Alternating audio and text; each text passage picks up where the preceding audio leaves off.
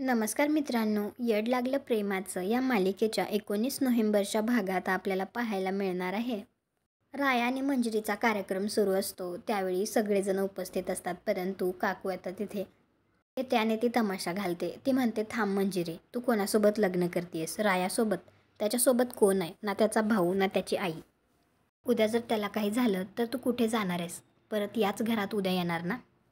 असं म्हणल्याबरोबर आता त्यापैकी एक माणूस पुढे येतो आणि तो म्हणतो, मी आहे रायाचा बाप. तर लगेच एक बाईसुद्धा पुढे येतच म्हणते, मी आहे रायाची मावशी. दोन मुली पुढे येतात. त्यातील एक जण म्हणते, मी आहे रायाची बहीण. तर दुसरी म्हणते, मी आहे त्याची छोटी बहीण. हे बघून तर काकू आणि जयला धक्काच बसतो.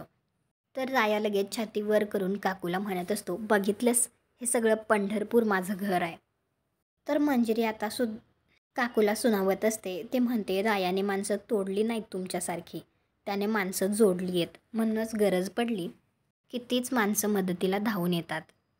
तुम्हाला हा भाग कसा वाटला ते कॉमेंट करून नक्की सांगा. व्हिडिओला लाईक करा. आपल्या मराठी मालिका चॅनलला सबस्क्राईब करा. भेटू पुढील भागात.